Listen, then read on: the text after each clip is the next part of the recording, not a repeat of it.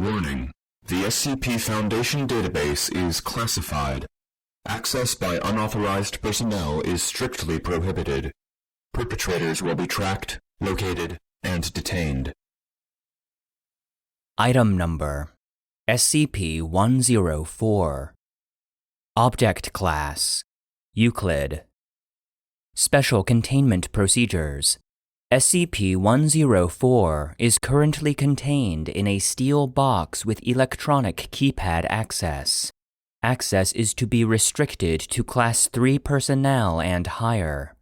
Do not allow SCP-104 to come in contact with any living tissue. Any and all interaction with SCP-104 is to be handled via robotic assistance, or with full hazmat suits and gloves. Anyone found to be imprinted by SCP-104 must submit for unimprinting.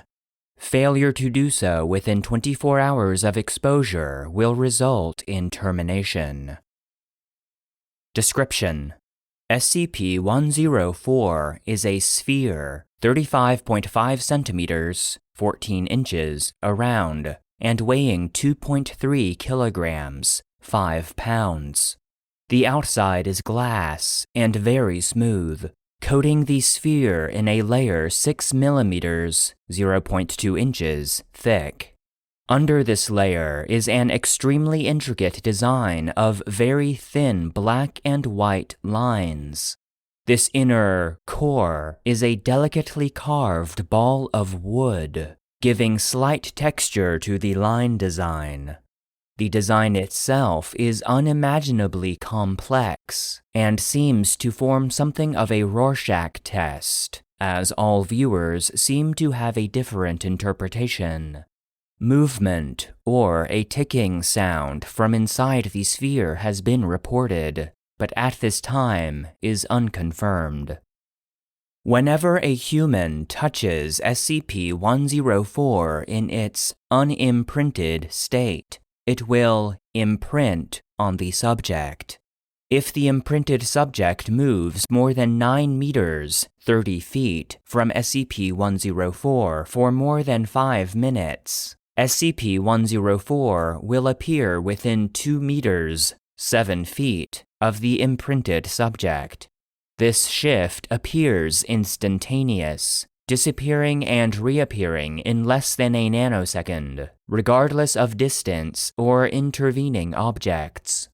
Every hour that the subject remains within 9 meters of SCP-104, it will move 1 foot closer to the subject until it is touching the subject. When SCP-104 is touching its imprinted subject, it will not attempt to move closer. SCP-104 will not exhibit this behavior to non-imprinted subjects, and will only imprint on one subject at a time. Thick cloth or metal appears to block the imprinting in most cases. Testing of SCP-104 with multiple instances of SCP-1680 suggests this imprinting is not genetically based, as SCP-104 does not change behaviors when faced with multiple genetically identical subjects. SCP-104 also appears to be indestructible, in that it always appears whole and undamaged after reappearing. Even after being crushed and incinerated, SCP-104 will reappear whole and undamaged if its imprinted subject is outside of its minimum range for more than 5 minutes. SCP-104 causes paranoia and anger in most subjects, but this is not an effect of the sphere, as some are wholly unaffected by the constant presence of SCP-104, if slightly annoyed at times. SCP-104 can only be unimprinted if the subject is killed or enters a near-death-like state. SCP-104 will then enter its unimprinted state until touched. Thick gloves appear to block the imprinting process, as long as they are more than 13 millimeters, 0.5 inches, thick. SCP-104 was recovered in a flea market from a man carrying it in a bowling bag.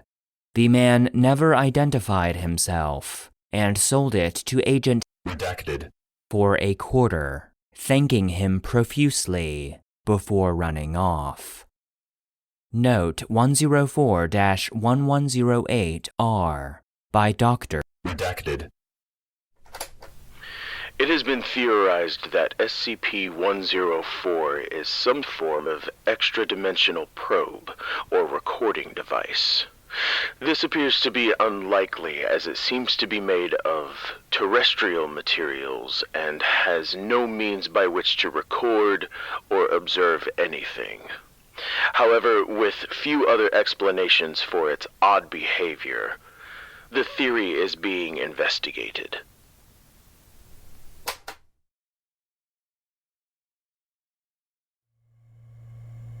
End of file.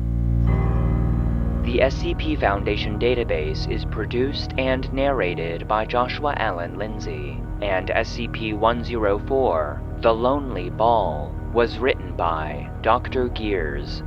The voice of Dr. Redacted was Christian Jasper. Support for the database is solely provided by our patrons on Patreon. Please consider supporting the show at patreon.com/the SCP Foundation database to gain access to exclusive benefits, including bonus content, joke SCPs, merch, the ability to request episodes, and an invite to our private Discord server.